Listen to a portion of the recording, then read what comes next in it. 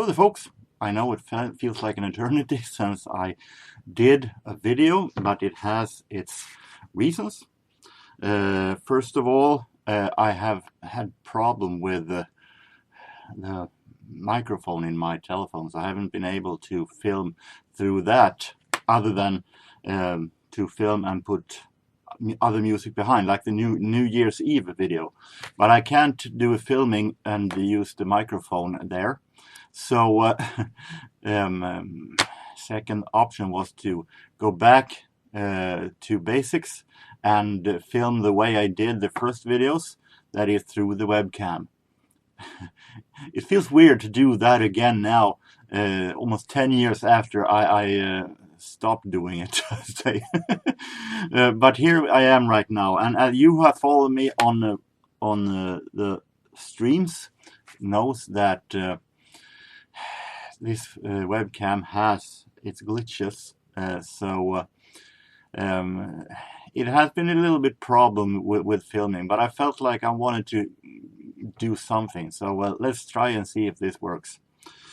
Second reason was that all of a sudden this happened. I took a fall and broke my wrist. I'm going to the hospital later today and do an x-ray, and hopefully this will come off today. So it's going in the right direction, hopefully. No ache though, so I guess it does. But now here I am, and when it comes to the telephone having problems, one might wonder what it will do for the summer filming, as I tend to do some filming every now and then at thrift stores and so on, and hopefully it will be all right until then, but time will tell. As I said, the camera is working, so I can film and put other music in the back. What doesn't work is the microphone. I sound too low. But we'll take that when the time comes. At the moment it is filming this back to basics, back to the beginning. So let's now go for today's topic. And today's topic is the latest vinyl tag I have done. Of course, I'm going to do a vinyl tag. What else did you expect? But it is a little bit later. Normally I do it, it's the first thing I do during a year, but life happened, as I said. So it didn't happen that way. This vinyl tag was out already in November, December, but that was the worst possible time. I didn't do it then because of any kind of that stubbornness that I need to have it on the New Year's Day or something like that. I did it because I had a million things to do, always have in December. It's going to be summaries of different kind of forums and on my blog and so on. I'm going to do a year-ending summary video and so on. So I had no time to do a vinyl tag in December. But I had no problem doing it either if that was the case. The vinyl tag this year is created by Pretty Green Vinyl Guy. So let's start with vinyl tag 2025. A little bit later, a little bit odder version of it, but let's start anyway. Number 1, purchase of 2024, new or old. Those who saw my year in review video knows that the purchase of 2024 were a whole bunch of jazz singles. Now I have put them in away in where it's supposed to be, in the sorted them out in the jazz single bin. So I have one of those singles to represent my purchase of the year, and it's the single that costed all $68 at Discogs. So a whole bunch of jazz 45s that was worth pretty much bit, and it was very, very nice and rare Swedish and foreign jazz singles. This is Monica Zetterlund, my favorite jazz singer, along with one of my favorite jazz musicians, Swedish, Lars Gullin. So this is my favorite purchase of 2024. 50 years later, best album from 1974, the year I was born. It was a lot of great albums, but one of my absolute favorites this 1974 was this. Blood, Sweat and Tears, Mirror Image. I remember when I bought it and I showed it to the vinyl community, the members who were back then, they said that this is a bit harder than the rest of the Blood, Sweat and Tears. And I listened to it with cautiousness, and it was a great one. It was definitely, it became one of my favorite Blood, Sweat and Tears albums. So this is one of my favorites from 1974. We have an album that defines a genre. It's a lot of those. I picked a band that is releasing a new album actually now, anytime now. I'm talking about A Flock of Seagulls that really defines British new wave of the 80s. With its style, its relaxing sound, and the melodies and everything is just 80s new wave, and I love it. I love it. And they have actually been holding on a bit to that feeling, that atmosphere in their current songs. Listen to the song Hymn. That is a really, really classic, A Flock of Seagulls styles. Maybe a little bit less synthesizers, but it is the feeling of the new wave sound of the 80s still in their melody. So, A Flock of Seagulls. Best band from your home country. And we're talking band, not artist, because that would be a whole different matter. But my favorite band, at least one of them, but one of my absolute favorite bands, is a band that I've shown before. It is a band called Eldkvarn from Sweden, as I'm from Sweden. And this is their album from 1987, Himmelska dagar, Heavenly Days. And Eldkvarn is a band that they do very melodic rock music with very, very interesting lyrics. And with the singer Plura Jonsson's special voice, it is really, really great atmosphere, feeling, and you can really, in most cases, feel the lyrics also. So one of my absolute favorite bands, Eldkvarn from Sweden. An artist you miss dearly. Hard. I don't get that much emotional when an artist dies. I want to pay them respect, but I don't get that emotional as I don't know them. But one that hit me hard and that I actually miss, and that still would be amazing, making great music, is Marie Fredriksson from Roxette, who passed away a number of years ago in cancer. And I miss her music, I miss her voice, and fantastic, fantastic singer. We have the best live album in your collection. I love albums. I think that should have been obvious by now. I love the feeling that a band, no matter genre, gets in a whole different kind of energy when they are on stage, and when you can hear that. Could have picked a Depeche Mode live album, because the energy that Dave Gahan have live is fantastic.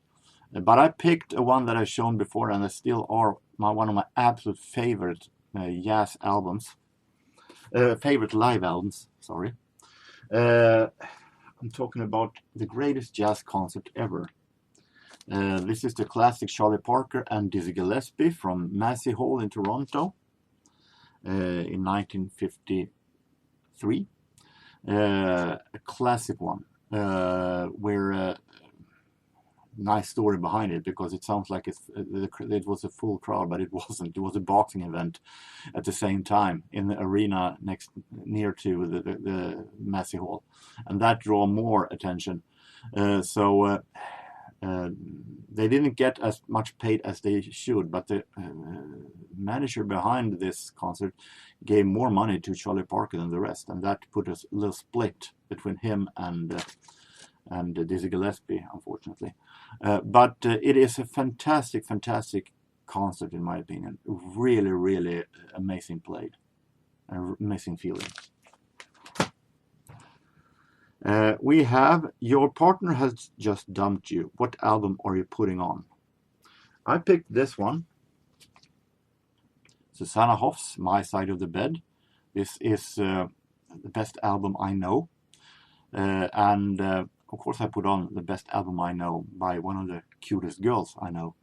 But the reason mainly is because of the astonishing pop pearls, the cute and charming pop pearls that comes out on this album, that really puts a good mood in you. So this one is my response to that. We have the best sounding drums on an album. Coming back to an album that I showed 1 or 2 minutes ago, but I have it in multiple versions. Also, I have it on CD also. The greatest jazz concert ever from Massey Hall, Toronto, with Parker and Gillespie. The drummer here is Max Roach, and his drumming, especially on a song like Salt Peanuts, is amazing. I'm not a huge fan of long drumming solos. The drumming solo, yes, but when they are very long and too much of them, in my opinion, it gets a bit bored. But Max Roach on this is fantastic when he drums, and it is really a joyful listening when you hear this one. We have favorite artist who is a member of 2 or more bands. There's a lot of those, but I pick Mike Rutherford, who is, of course, a member of Genesis. This is a Duke from 1980, but he's also, of course, a member of Mike and the Mechanics, that also have done some really great songs, especially from their first period. This is a great album also, but it is a little weaker album than their debut, for instance, from 1985. That is really great. But Mike and the Mechanics is underrated, in my opinion, very underrated. So my response is Mike Rutherford. I also have albums, of course, where he is solo, if that counts as a band. We have Beatles or Stones. I'm not a huge favorite of any of those, but in this case the answer is pretty easy. Beatles. Beatles has done a number of really great songs. I'm no huge fan of Rolling Stones at all. I have a hard time with Mick Jagger's voice, that I think he plays over the greatest when he sings, and the music, the little pretty boring style is not my style. I'm not saying that a lot of Beatles songs are very overplayed, and I'm no fan of 60s rock overall, but they have done some of the best songs in the 80s, definitely. All My Loving, and Eleanor Rigby and so on. So Beatles is my answer. And Now and Then, of course, the album from 2 years ago, the single from 2 years ago, sorry. We have You Found a Bag of Weed. What are you going to listen to? Here in this country, weed is illegal. And I'm a guy who don't like drugs in any form. So I will most likely then put on the Swedish dance artist, toaster, Dr. Alban, with his song No Coke. No coke, no hush hush, no amphetamine. So this is an anti-drug song. That is most likely what I would put on. An album from the 80s that you still listen to. There are numbers of those, as 80s is in my blood. But to pick one, I'd pick Level 42, Running in the Family. It is a fantastic album, both when it comes to nostalgia, but also when it comes to the groove, the feeling in it, the sound. I just love Mark King's voice and bass. So this one I can listen to over and over again. We have an artist whose political stance has soared you. When it comes to music, I don't care that much about the political or personal views. I listen to the music, what they are as artists. Then who they are as a person is another matter.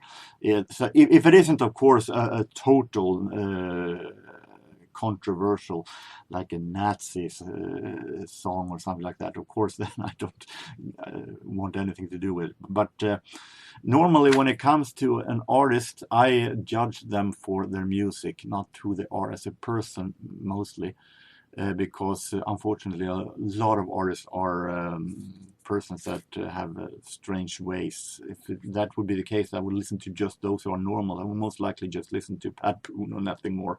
But but of course there are artists that I get a little strange feeling hearing about some opinions, but that doesn't affect my listening to the music, because I can still enjoy their music, of course.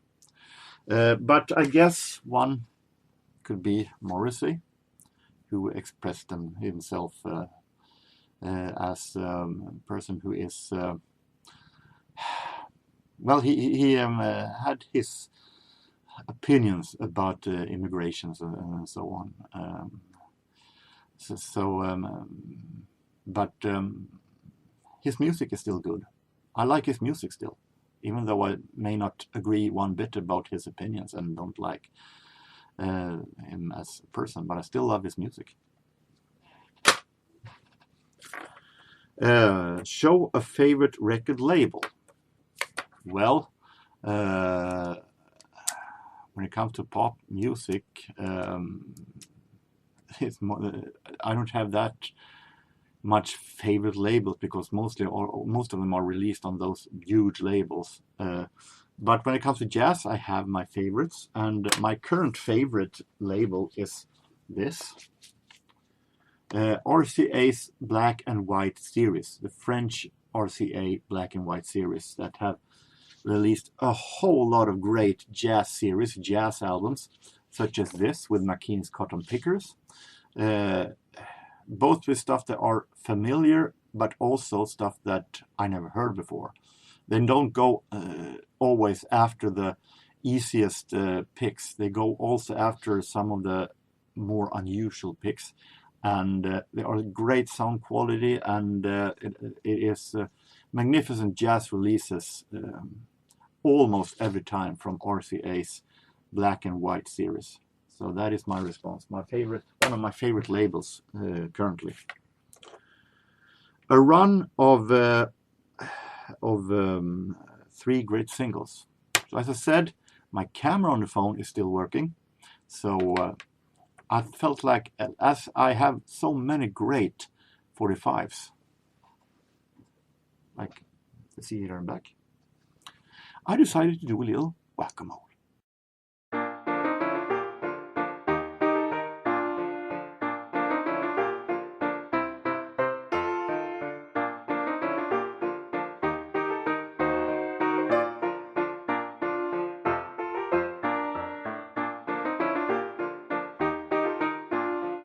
Well, that was a whack-a-mole of 3 great singles from my collection.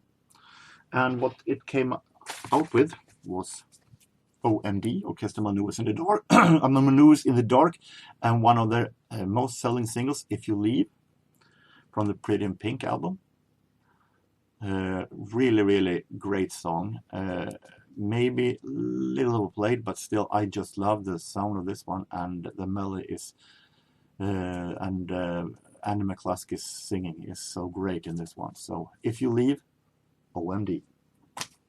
2, Arcadia, with Election Day, Arcadia, who is 3 members of Duran Duran on its own, including Simon Le Bon, the vocalist. They did one album that today is considered the greatest Duran Duran album that Duran Duran never made. And I agree, it is a fantastic album, their only album. Election Day was their biggest hit, and a classic from my early days as a pop nerd. I just love this one. And third one, of course, is in the 80s, as that is what the show was. And we mentioned this group before, Level 42 and Leaving Me Now. This, though, is from the album World Machine. But it is a really great and soft and relaxing ballad. A fantastic and underrated, not played all that often, ballad hit. Leaving Me Now, Level 42. So the Whack-A-Mole did these 3 great singles from my collection. We have a record store day purchase that you actually constantly listen to. This is the one that I have to draw a blank, because I haven't bought any real record store day purchases. Here in Sweden, at least here in my city, I want to say, Sundsvall, record store day is not a big thing. There's no one currently who arranges a record store day. The record store we have in Nystallet did it before a couple of years prior to the pandemic, and I was there, but I didn't buy any special record store day albums. I bought from their normal bins, so I haven't bought any special record store day albums actually. 17. If you can be reincarnated as any artist, dead or alive, who's it going to be? Also a hard one. I have no desire of becoming an artist in any form. I picked one though, but it comes with a little stipulation. That is, if this artist lives longer than he did. So I picked actually the trumpet player Clifford Brown. The problem is that he died way too young instead, and I have no desire to do that. So it has to come with a stipulation that I want to live longer than he did. But the reason I picked Clifford Brown is because he was one of the few straight edge jazz musicians. He didn't drink, he didn't smoke, he didn't take any drugs. And it would be interesting to be a jazz musician and play with all of those fantastic colleagues of his that he played with, and at the same time see things from a sober side, to see how it was like for a straight edge sober guy playing with those guys who had enormous drug addict problems. So Clifford Brown. We have best 3 lines in a song. I chose those fantastic 3 lines from a song called Surfing Bird by the Trash Man. Mama Mao, Papa, Mao Mao, Papa. Mama Mao, Papa, Mama Mao, Papa. Mama Mao, Papa, Mama Mao, Papa. Isn't that amazing lyrics? Really goes into your heart. I'm just fooling around. Of course I didn't pick that one. I picked what would a vinyl tag be if I didn't have any kind of Depeche Mode. So I picked from Walking in My Shoes. And the lines, I'm not sure if it's not 3 lines, but still I picked that one. Now I'm not looking for absolution, forgiveness for the things I do, but before you come to any conclusions, try walking in my shoes.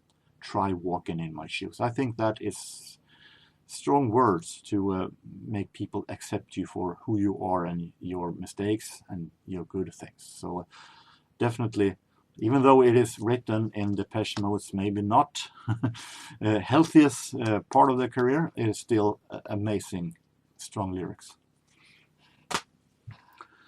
An album you never get tired of. I could have picked Level 42, Running in the Family again, but I could have picked Susanna Hoffs also, but I picked one of my absolute favorite. After Susanna Hoffs, my favorite album of all time, Alphaville Forever Young. Nostalgia, it has amazing, well done. That sounds like small, almost pop, synth pop orchestral works at times with the instrumental breaks.